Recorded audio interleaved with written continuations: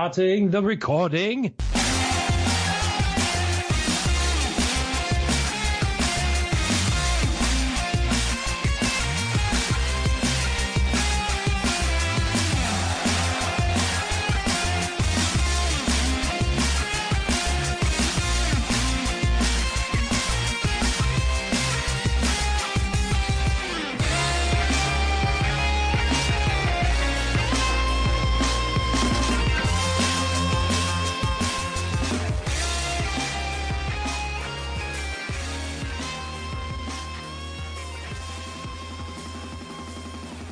Welcome back, everybody. It is World 1-1 Podcast. I am your host, Larry the Bearded Wonder. With me, as always, is Eddie Nestle Headley.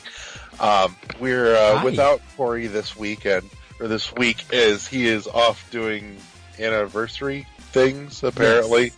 He is on, we'll call it he's on house arrest. Yes. He can't come out and play with his friends. Yes. Yeah. Let him get pissed after he hears us. You know, at least nobody said he was whipped. Oh, wait, there, we did it. Oh, no, you did it. I did it. I'm not getting in no trouble. That's my boss. I can't get fired. I heard Eddie go. I'm like, look, I stopped you. Look, only thing that whipped around is like, I'll whip back to look at you and be like, wait, don't say we. That's my boss. I can't get fired. Oh, shit. Eddie, what have you been playing? What have I actually been playing? I still gotta get that micro SD card. I forgot to get that. But Rabbids and Mario Kingdom Battle. Played a little bit of that. Picked up Monster World Stories, so I'm gonna be starting that soon. Metroid, Samus Returns. Yes, I'm still playing that again. I got. Can I tell you? Because I got sidetracked. I started playing Halo 5, and good night, that game is gorgeous. That game is. I'm like, even with this problems that people have, because I don't worry about the story with Halo 5. The cutscenes are just beautiful. The guns are better than Halo 5 is better than anything in Destiny and Destiny 2 combined. That's not hard. Like they could literally take the cutscenes from Halo 5 and put it into a movie, and I'll be like, that might be one of the best animated movies Microsoft ever released. It looks really good. Having a fun time with it. It is kind of long because the battles are long. You know, instead of having your battle be almost 5 to 7 minutes and it being stretched out 4 or 5 parts. Some of it's just a whole bunch of wave of enemies are coming out from everywhere. So, you constantly gotta stay on the move. It's like, if you play Titanfall 2, you know you're doing a linear, corridor, going throughout the level, but it's not as open as Halo 5 is. So, I think I'm halfway done cause I'm on level 8. And I don't know how many levels I have to go with that game, but just literally enjoying that game. Played a little bit of The Division also, and then I'm going to be starting back, played Nier Automata also, got a little bit for that for PS4. I'm going to be starting Wolfenstein, the World Order,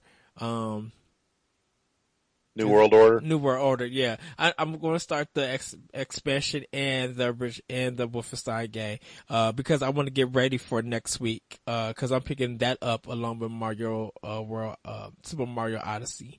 So, getting that together. And then. Were you prepping for Evil Within 2 by playing Evil Within this week? I didn't even buy Evil Within. I forgot to buy that game. Yeah, that and The Witness. I'm sorry, everybody. I'm bad. I'm gonna get The Witness today. I know I told you I was gonna download it Friday and literally forgot because I got stuck playing Halo 5 and I was just like, I was supposed to buy something. Dude, I want to see you go through The Witness, man. You got to put it up on Twitch. I want to watch you. I want to watch you work that shit out. But see, that's the problem, Larry. I can't add any more games. I literally put on my tablet how many games I need to play, And like, I need to get more through PS4 games than my Xbox One. It was like 70. Get it on PS4. It was like almost like 56 some games I need to get through on PS4 compared to my Xbox One. And I'm just like, no, I know I finished some of these games. Nope. Cause I've realized that I got those 360 games on it. And then I got the indie games like Geometry Wars and stuff. Like, well, Ikaruga don't count because I already beat it on GameCube. But it's just like, I got that stuff on it, like Blue Dragon and Lost Odyssey that I need to finish. So, I don't feel bad about not finishing those, considering basically they just came to me free. It's not anything I necessarily had any major interest in, but I have them if I decide to play them. So, I don't count it. Well, I know Blue Dragon I have to go out and buy, but I bought it cheap for used at like GameStop. Why do you gotta buy Blue Dragon, dude? Didn't you get it when they gave it away free? No. Because when they gave it away free, I had already bought it because they didn't have it where it was downloadable, like Lost Odyssey was, where you didn't need the disc. So I had bought Blue Dragon, and then that like maybe a few weeks after I bought it, that's when they allowed it to be free. So that's why I didn't get it. I didn't download it. I was just like, oh, dang it. But yeah, that's what I have definitely been playing. That's what I've been. All right, so confirmed this week then you're going to be streaming some Witness for everyone to watch. I'll try. Cause I also got to get Cuphead. I forgot, I still need to, get that. I need to get the Lost Legacy and Horizons DLC. I was all jazzed up and ready to get Cuphead, and then I pumped the brakes on it because I saw them post that they are saying that they have plans for a limited edition physical release. So I'm like, yeah, nope, not even going to touch that then, because I am not going to double dip that one if I know it's coming ahead of time. I will fucking wait.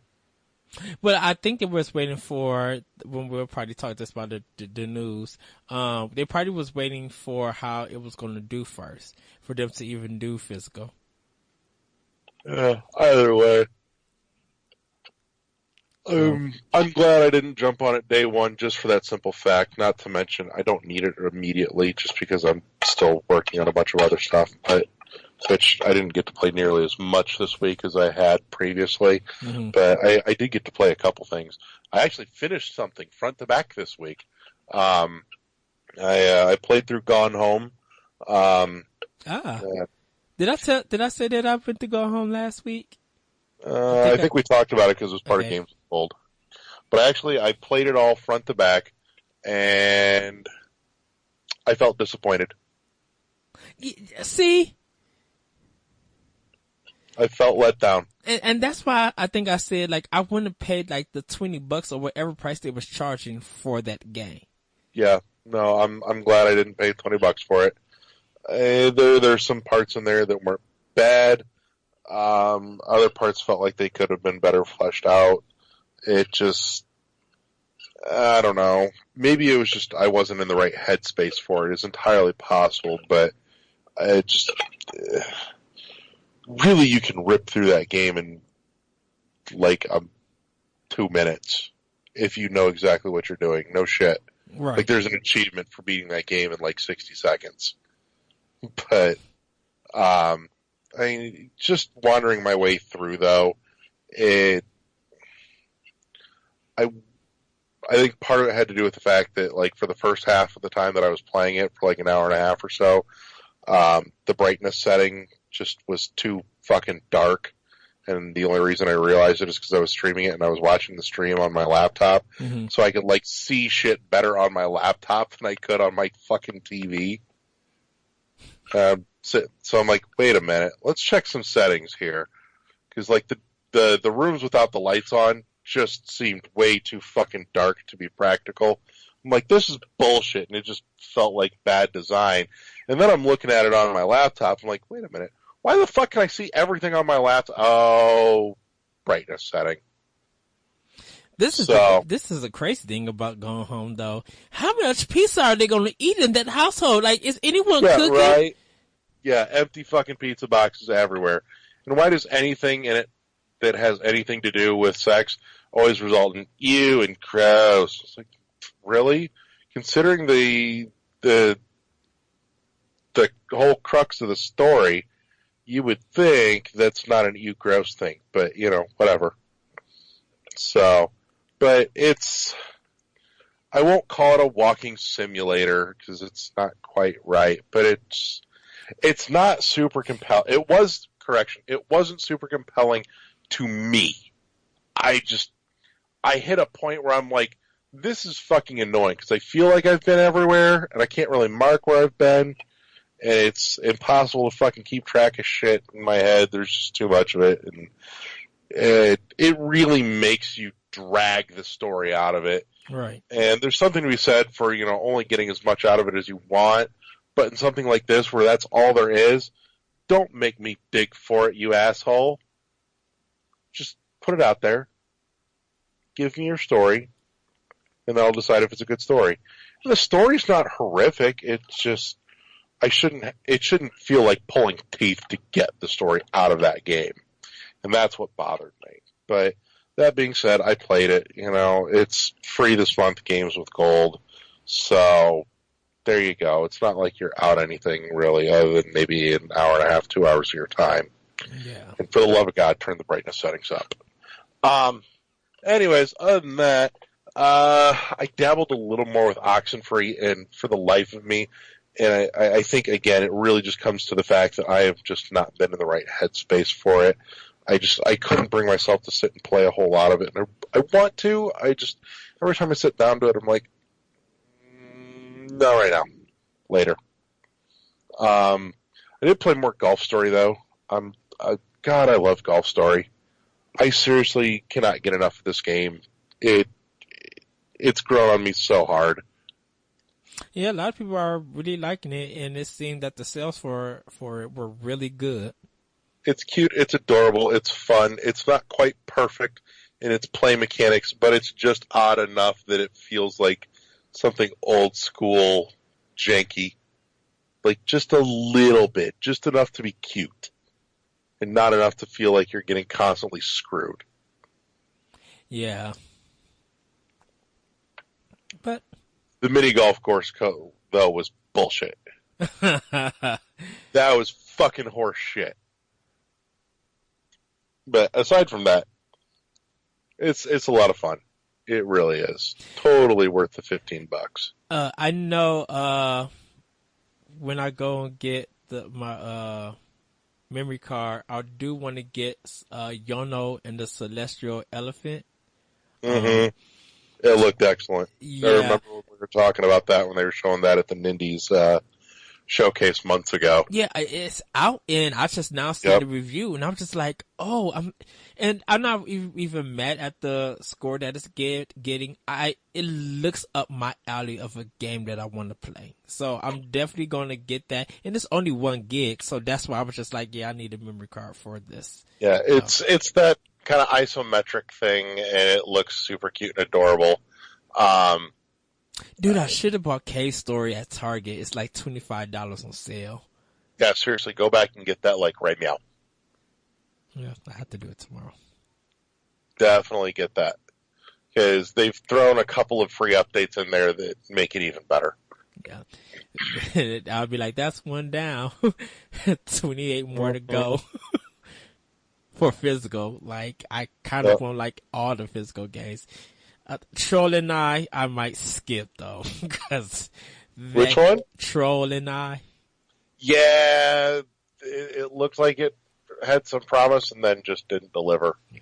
I think if it goes to $19.99, then I'll pick it up, or $14.98 or something, some kind of clearance price. So, but like anything else, I kind of want. Yeah, there's Nicholas has done so much too. You've got oh god damn it, the Tiny Barbarian just came out, and then Night Terror is coming here in the next week or so. Enda's Nye is coming up. You know, you've got the new Meat Boy coming out. Holy shit, like Nicholas is like the Atlas for Switch.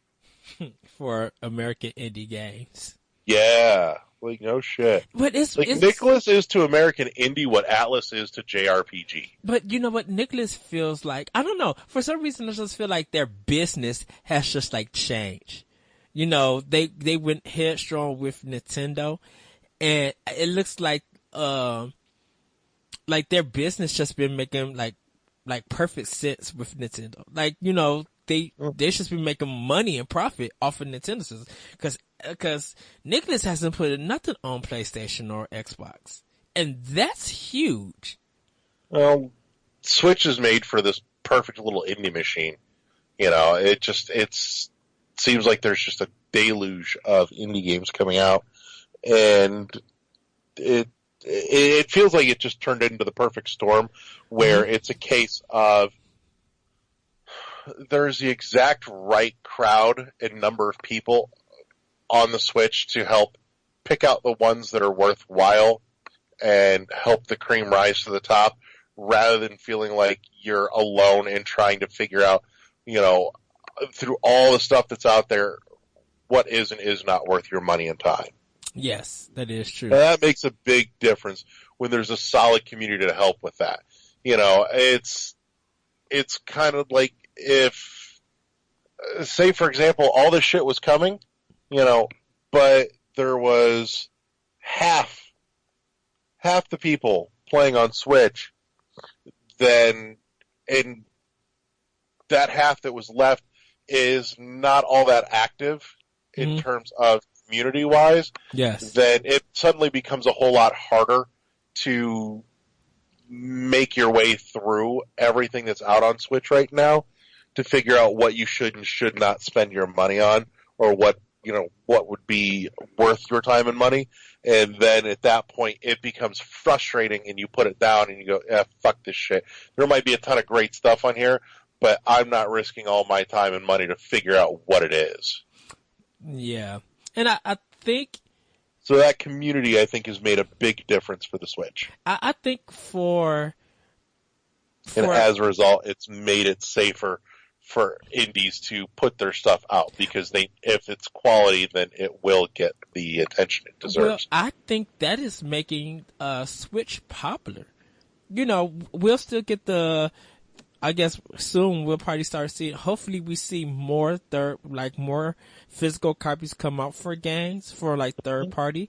But the $10 Nintendo tax, you know, people were sacrificed, will just pay it so they can have a physical copy of an indie game if they could get some good box art. And if they throw in a trinket or two, that's cool also. But if they I still think that that's another big thing that Nicholas has been doing right, is that they treat their physical releases as little retro treasures. I mean, you get pretty little art books that are made to look like miniature Nintendo manuals and gorgeous case art, and they slip in a few extras here and there, like keychains and soundtracks and stickers and shit. You know what? I would actually pay... It's like opening a cereal box when you were a kid, because you know there's going to be a prize inside. Right. And I would actually pay $15, like, just additional. Like, if the base game is $19.99, or let's just say $19.99 for the additional, and they add $15 more, so it's like, what, 30... that'd be like $35, or if they make it to the straight $40 price, and they add the instruction booklet without even no trinkets or something, I would buy that game, because I'm just like, yeah, I want the instruction booklet for this, because you guys not only could put in custom made art, it'll be something that I think it would be for us adults like almost a throwback on how we receive games. And for the collector, or even kids of now who would get it, would just be like, yeah, my dad or my mom, when they played games, they showed us, they had instruction booklets and why it means something. So I want to do the same thing like my mom and dad do and collect that. Like, I'll be down for that. And I think it's good. I think it's good that with indie developers that they make enough sales to be able to do a physical copy of games. Some people would just be like, okay, I'll wait till the physical come out, and that's good too. That's still good business for them. You know, I know we're getting a final round of amiibos for Shovel Knight when King Knight comes out. Mm-hmm. But I'm really curious as to, because, when we had them on several months ago, they said that once all the DLC content was out, they'd look at doing, physical copy stuff for Switch and everything else. And it really makes me wonder what, if anything, they're going to pack into that physical copy for Treasure Trove for like Switch. Do we get the nice manual and a couple of other odds and ends, or is it just going to be the bare bones standard like everything else is, where it's here's a case and a cartridge and go away? I feel they're probably updated with the soundtrack. I feel like they have enough love that they would, do more than just the bare bones. At the very least, a nice little, retro style soundtrack or manual a la Nicholas, what they've been doing. I'm curious to see for sure, since obviously they haven't really talked about it. I would say I would love a 20-page instruction booklet. Mm-hmm. Like, and kind of have sweet artwork. Sweet artwork, have notes, note section, kind of break down how their journey started, how like Shovel Knight really started, and then like have a story in it. It then kind they of did break it down with the Wii U and 3DS. Oh, see, and those had the manuals in them. Well, do that for a Switch. Yeah. I would At love that point, it's basically already written. You just got to miniaturize it. Right. And then probably have, if they want to do a keychain, that's fine. Or even, I say, like, when they have Puyo Puyo Tetris, like, have that box that it comes in, put a mini map in it. Like a character map where, it's a artwork of all the characters on it. Like, that would be cool. So, but yeah, anyways. I think what else has been. Oh yeah. By the time this comes out, if you've got Games with Gold, the other one that I'm actually really jones for this month, Turing Test, should be available on Games with Gold as well too. So I'm itching to kind of get my hands sink into that one a little bit. I'm hoping that one holds up better to my expectation than Gone Home did. I can't say that Oxenfree has disappointed me. I just haven't been able to get myself in the right mood to play it, which I feel a little bad about, because I am excited to play it. I need to be in that right mood. It's a super talky game. So, and at like 2 a.m, when I'm trying to basically just play something until I'm exhausted and falling asleep, it's not the right time to try and follow that game. So, technically I could probably just let most of the conversations play themselves. That's an option, but I really want to actually engage that game. I might restart it from the beginning. Yeah, I'm not super far in, so it's not a hard thing for me to do. Yeah. Sacrificing out a half hour's worth of progress. I am thinking, though, that given the season, I probably should actually dig back into Evil Within. And I may end up having to start that over again, as much as I don't want to, because I know the beginning of that was a pain in the ass. But it's been so long since I've started it.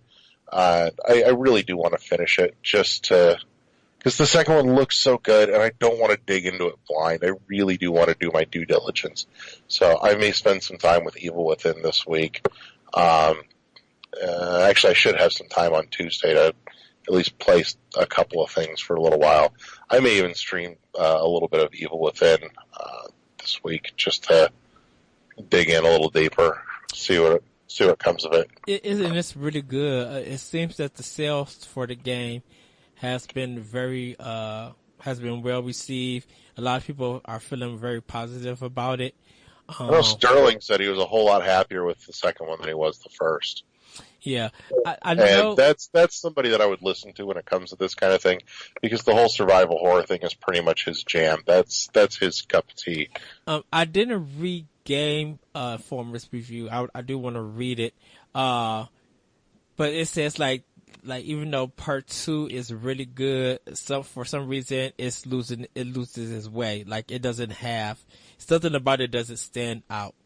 with it losing this way. So I kind of just want to read it, but everybody has been enjoying it. I know the developers have been really proud, cause they've been showing pictures on Twitter that, their game is out, and they've been, celebrating that the game is out, and people are really happy about it. So, I'm waiting for it, because like you, I do want to go through 1, before I jump into 2.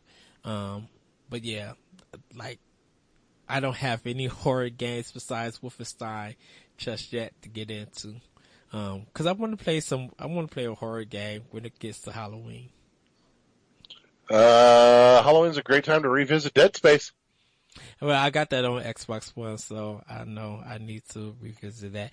Nintendo, why couldn't you just, have your GameCube stuff set up so I can play Eternal Darkness? I have the feeling that if they ever do finally get GameCube VC going, that's one of those that's going to be locked in some retarded copyright trademark issue rights mess. Not really. I don't know. I've got a sinking feeling. No, but Nintendo owns it. I don't know. It's that whole thing with Silicon Knights, though. It just makes me feel uneasy that that's going to be one they just go, nope, not touching it. No, Nintendo wanted to put a remaster version of Eternal Darkness. They can. So, Silicon Knights have no rights to it. That's one though that I would like to see that updated. But then who do you get? Like, who would do the, Like, I don't need the mechanics or controls changed. I just need it visually updated because it looks rough. You might disagree with me about this, but I think if I was Nintendo, maybe pull Remedy to the side and give them a holler. I think Remedy would do a great job redoing Eternal Darkness graphically and gameplay wise, because of Alan Wake and Quantum Break. I just think Remedy would be a good fitting for it. I could see it. I could get behind that. Yeah. Like if you're going to use American developer again, because I want to do Tecmo Koei because they got the Fatal Frame series and Nintendo has stake in that. Yeah, but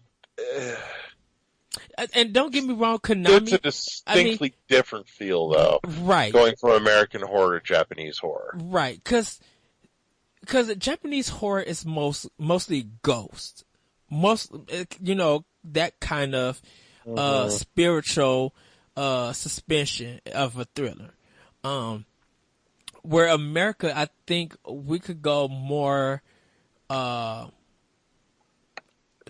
of more horrorish, but have our own take on it. And even though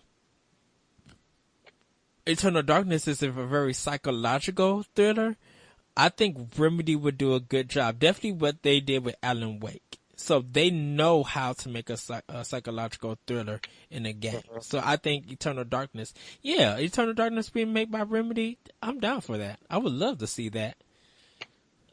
Get behind that.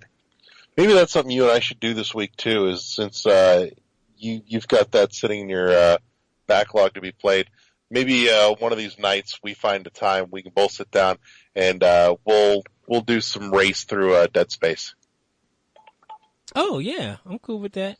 You got it on one? Oh no, you got the 360 copy, right? Yeah, but it's backwards compatible, so all you gotta do is just pop my copy in. So, yeah, but I didn't know if you bought it digitally. That's why, because I bought it. No, I've got a hard copy. Oh, okay.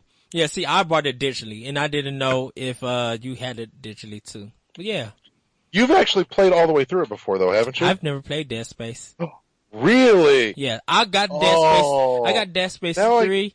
I played 2 hours. Now I don't feel right, like, Well, no, offering to but race you- through Dead Space No, with you. we can still do it because Dead Space didn't like something about it didn't entertain me. And when it came out, I didn't have a 360 or PlayStation 3 Dead at that Space time. is like the horror version of Metroid Prime. I guess. Yeah, by the time I got my PS3, when Dead Space actually came out, I think I was quicker to go to BioShock than Dead Space. And I just never went to there because then that's when I started having the war with BioWare.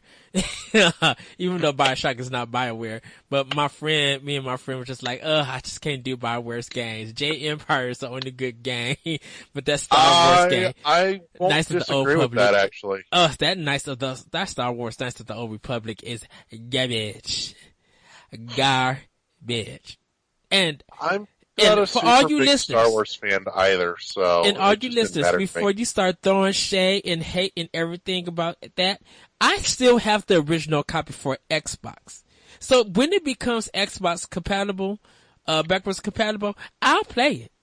But I'm gonna tell you right now, the first hour and a half of that game is garbage. You know, Jade Empire actually almost lost me. I was about an hour deep into Jade Empire, and I was just about ready to go, you know what? It's been an hour, and I'm just not digging it. I almost put it down, and it finally got me with a hook. I'm like, all right, now we're in. Let's go. Yeah. J Empire needs to come back also, because I love J Empire. I got a hard copy of that sitting up here somewhere, too. Yeah, I do too. Got a copy. I just didn't finish it. I think because of early BioWare games was just so janky to me. But J Empire was an improvement. But after I played that time too, they were doing something fairly different than what was out there. Yeah. They hadn't flooded the market with all things Mass Effect yet. Well, yeah. And this is the crazy thing because I brought Sonic Chronicles. I brought that for 3DS. No, DS. I'm sorry. And I enjoyed that game. So I'm good. I was good to go. And so when me and my friend was having our BioWare discussion, and he was just like, "You need to play Mass Effect." So I struggled to do Mass Effect, but I love the story of Mass Effect and the characters.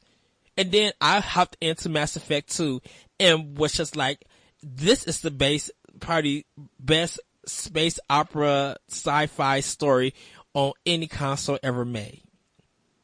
Now, that doesn't say about Metroid Prime. Because Metroid Prime's not a space opera. I know. That's why I was about to say. Honestly, if there was going to be something in contention, it would have been like Advent Rising. That's more space opera.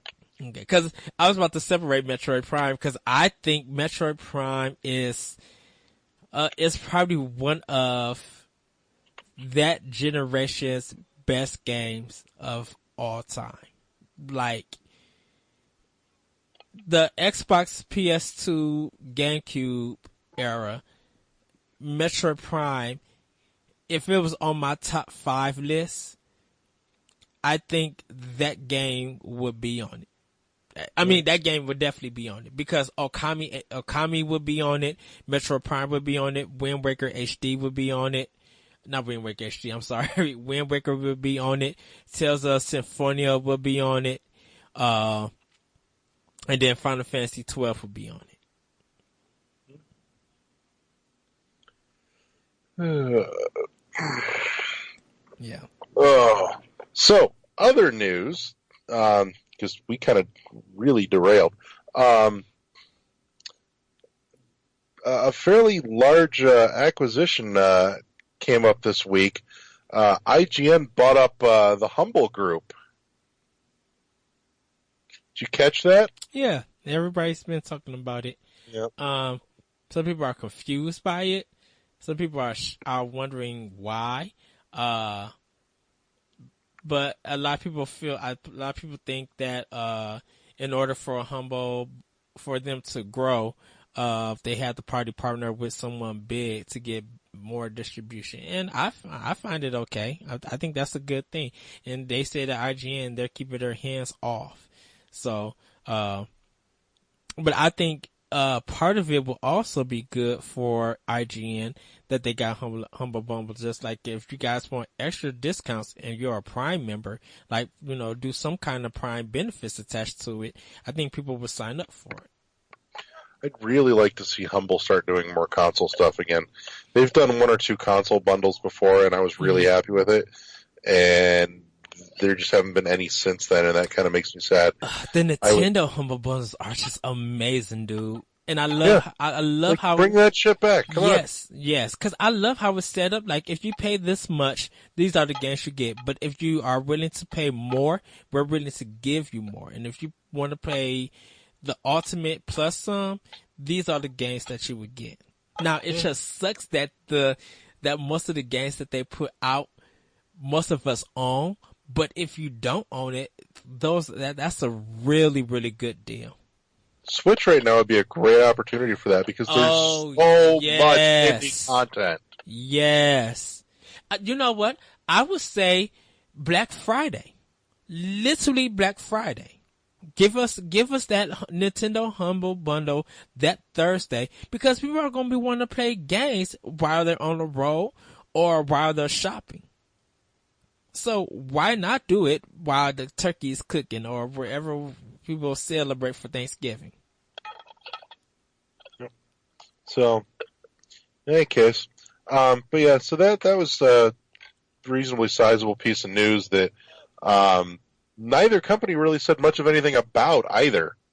The news went out there, and neither Humble or IGN said, here's what's going on, here's what we're doing. They just kind of let the news slip out and then stayed real quiet about it, which is kind of odd. And I reached out to our contact at IGN to see if I get them to talk about it anymore, and have not heard back. But so at the moment, no comment stands. But we'll see if maybe we get a little more throughout the week. Because I feel like they can't sit real long and say nothing about it. So I need to tweet Pierre Schneider. I wonder. I gotta see what German beer he recommends. I kind of want to try a German beer. Pick one. Just go. Well, he's the expert, so that's why I'll hit him up. But I don't know if you got another news story ready to go. No, that covers most of the interesting stuff.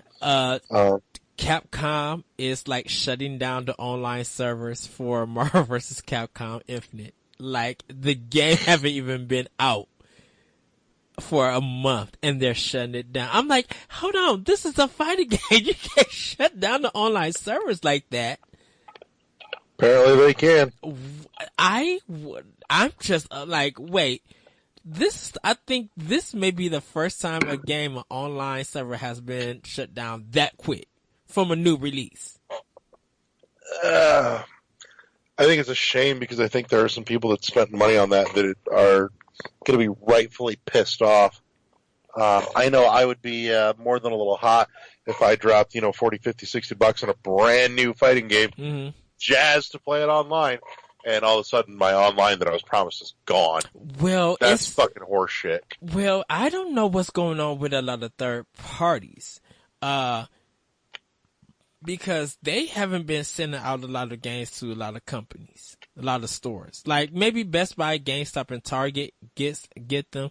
But some games are not even showing up at they're probably showing up at Costco, but Myers, up in Wisconsin, like some of those games haven't came out. I'm like, did they send y'all a copy? And it was just like, no, we haven't. Because we didn't even get the Evil Within 2 at my job. We didn't get Marvel vs. Really? Capcom. Yeah, we didn't get any of that. We haven't got a restock of like Madden 18. And it's just like, what the world is going on? Why third parties not sending us games that, Shadow of War. So, they sent us pre-orders for that game. Okay, no one pre-ordered the game. Understandable. They didn't even ship us the game at all. And I'm like, wait, how are you going to ship us pre-orders and not ship the game at all? Like, even if you ship us like 2 copies per system. Your company may be having some buying issues at the moment, though. We've heavily been getting a lot of stuff for Christmas from a lot of companies. Video game companies, though, besides Nintendo, I can understand. But for like other third party, I think the last big game that we got was NBA 2K18. Huh. Yeah, because our rabbits and our Rayman Legends, they sold out, but we got those like they restocked that like quickly. And some of the 3DS games, for like the 3DS, the Mario and Luigi Superstar remaster or remake or whatever. Yeah. That one we didn't get a physical copy, and I wonder I'm like, is there a physical copy for this game or is it only digital? Because I'm like, I don't see this anywhere. Well, considering what's going on, though, like I said, you guys may have some buying problems, which they are at least working temporarily. out. Yeah. But our video game section is a booming business. Like, definitely for Nintendo, they keep us like well stocked. I mean, they're having stock issues probably right now because of the Super NES Mini, and still trying to get out more Switches and stuff. But they're usually, when a new release comes out, we'll get it. Like, probably by the time we get Super Mario Odyssey, we'll have like 26 copies of Odyssey. I'm gonna laugh if Odyssey comes out and y'all don't get any. Oh, I would be upset. I would literally be upset. I'd be like, oh no, you're not about to send us 1,000 of Splatoon toys and then we don't get an Odyssey. Oh, I'm gonna laugh so hard. I already got money waiting for it. I already got money waiting for Odyssey. Cause I still gotta pick up when Wolfenstein 2, yeah, that Friday's gonna be so ridiculous. Like, within 2 weeks, I'm buying 3 games. Cause, you could always just wait for Wolfenstein on Switch. I'm double dipping for that. I'm getting it on Switch. I'm not gonna double dip on that. I am. You know what? I need to, this is just me, because I gotta get it for PS4, because I have Wolfenstein, I have the Wolfenstein 1 on PS4, so I want to make sure that collection is together. And then I'm double dipping it on Switch because I want to show Bethesda that support that we want more games and stuff like this to come to Switch. So, yeah. I mean, that's the only reason why I'll double dip for it. But yeah, like Odyssey, that's a must. That's just a given. And then this coming Friday, I'll be picking up the Fire Emblem Legacy Collection. So. Oh. Well, anything else you want to cover? No, not really at this time. It's been kind of a quiet news week anyways. Plus, we were covering less than we normally do since we were a little late last week. Yeah. It's just been mostly like Nintendo, just like all over, pretty much, with new game announcements coming out, more indie titles coming out. Someone made a picture that they want, someone put a picture of Cuphead coming to Switch, and then someone did a fake GIF of Panzer Dragoon Zooey, or Panzer Dragoon coming to Panzer Dragoon Saga, I think, also coming to Switch. Yeah. Oh, that reminds me. Just what'd you think of that announcement about Bayonetta 3?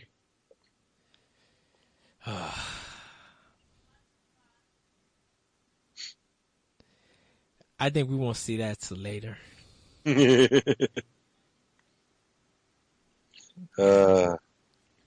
Anyways, all right. Well, in that case, Eddie, I'm going to let you go. Guys, thank you so much for jumping back in with us. I also want to say a big thank you and a big welcome to those that are joining us for the first time. I know that we've been picking up some new listeners recently, so I want to say thank you and welcome aboard. Welcome to the shit show.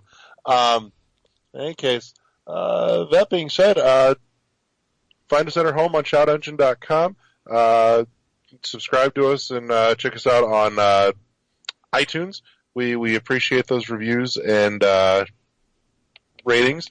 And Google Play Music. Hit us up on the YouTube page on NGR Radio's YouTube page, and like and follow us on Facebook and Twitter and Twitch. And yeah, I think we covered it.